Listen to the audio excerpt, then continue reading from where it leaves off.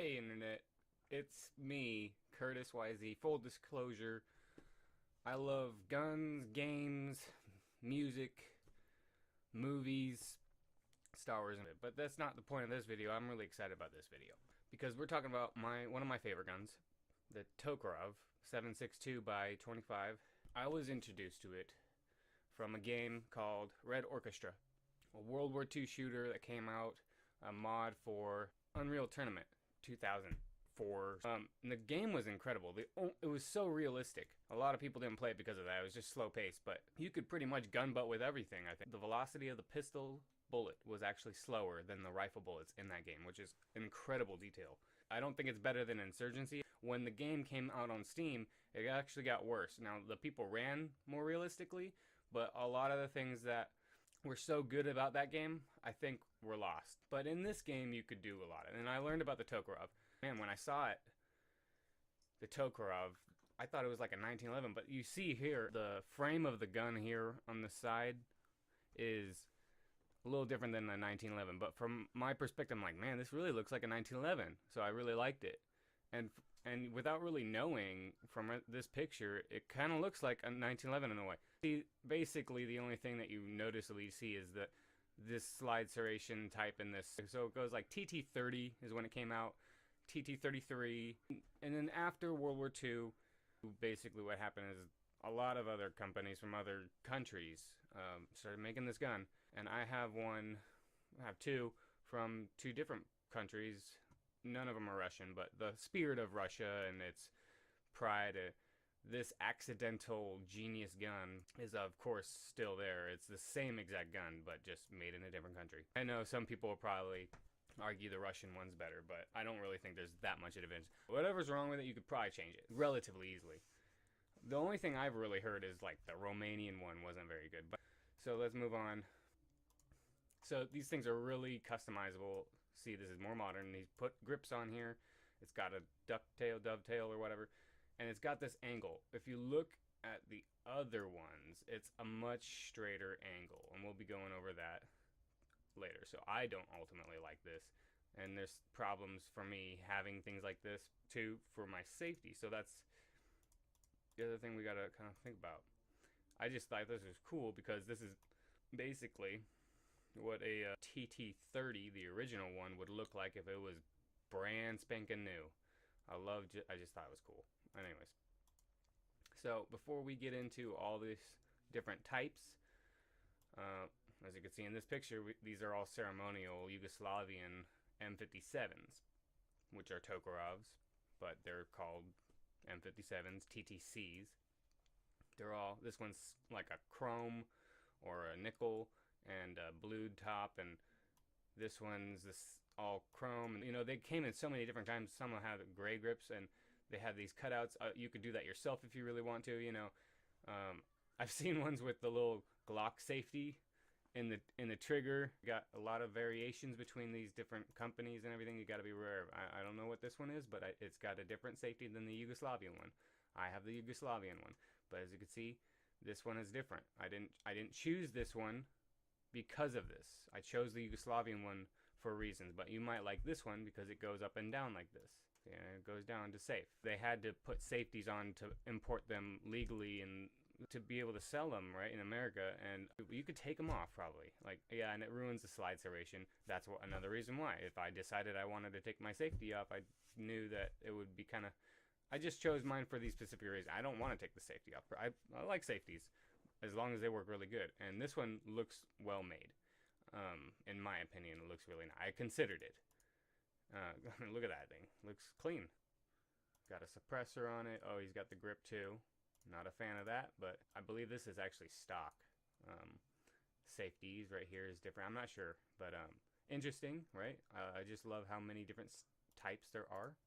This one, ironically, I found, and I just thought it was funny because it's close to mine. Same model, Yugoslavian. You can see the safety right here. You know, he's got the muzzle. Same muzzle it looks like as mine. Regardless, he didn't do exactly what I did. Here's another nickel one, all nickel.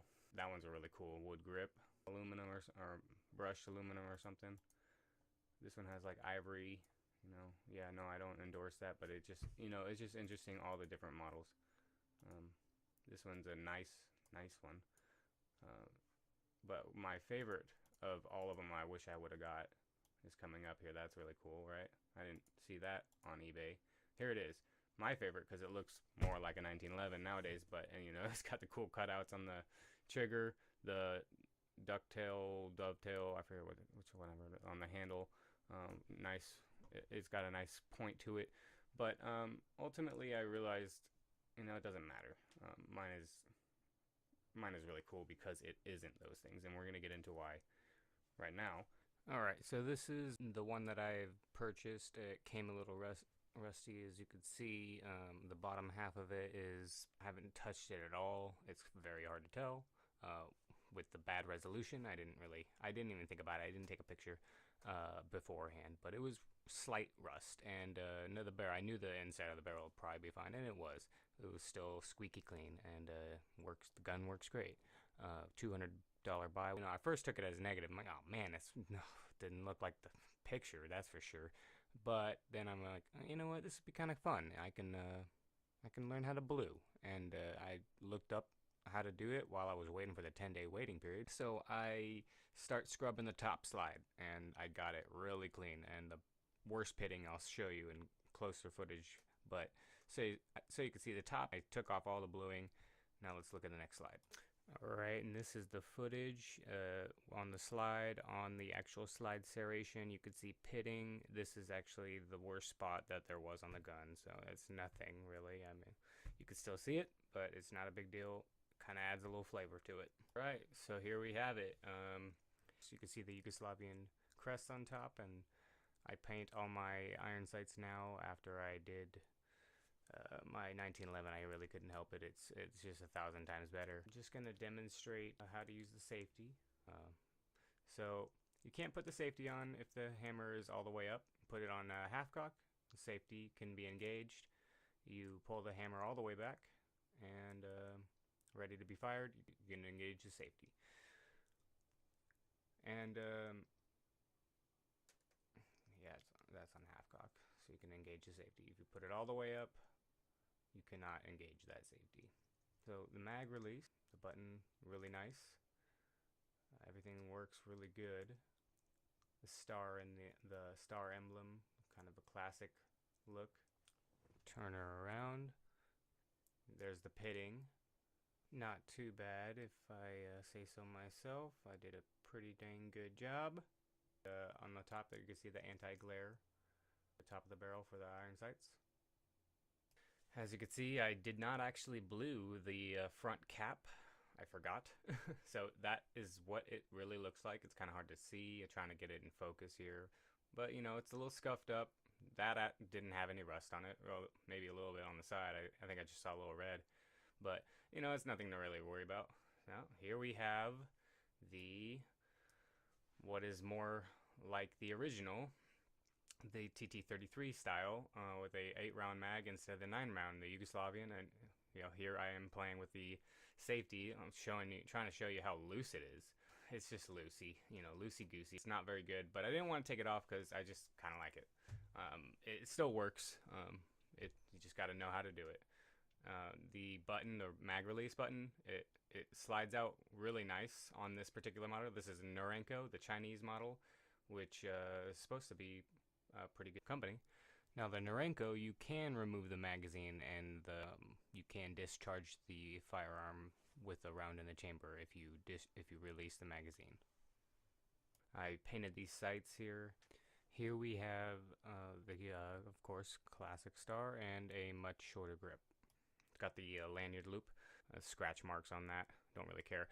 This is the original finish on this Norenko, and it's kind of known to be like cheap finishes. Every time I slide that little thing to open up the Yugoslavian one after I blued it, doesn't make any scratches. I've done it a couple times. It's starting to get some, but it's a really nice finish actually. It doesn't really make many scratches. Pretty durable finish, I would assume. I don't know the difference between the two, but so on this I'm trying to show you here that when I have that back, there is no front guide rod exposed. It's like an original 1911.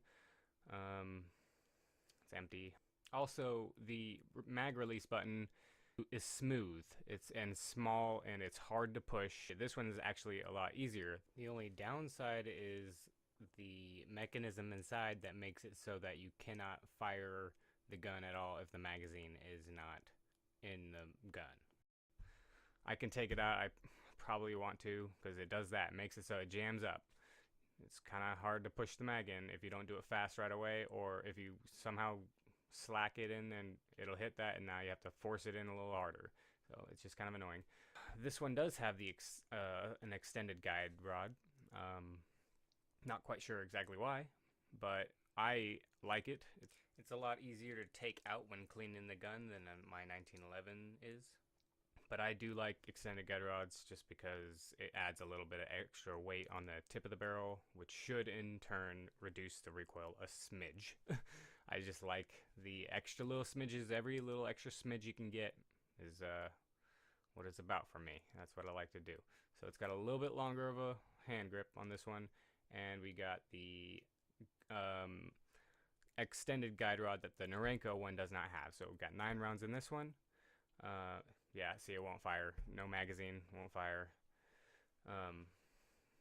So yeah, it's not exactly ideal, yeah. but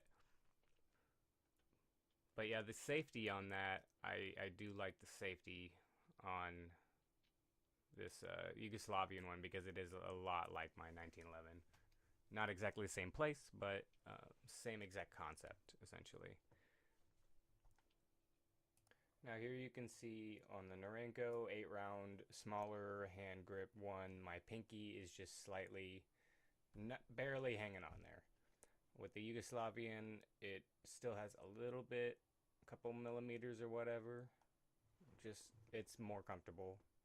Everything else is the same dimensions, 4.6-inch barrel, just a shorter magazine. But if you like this content, like and subscribe, share it if you can, whatever. Thanks for watching. I'm going to make another video on all the customizations I did because this just came a little bit too long. So, till next time.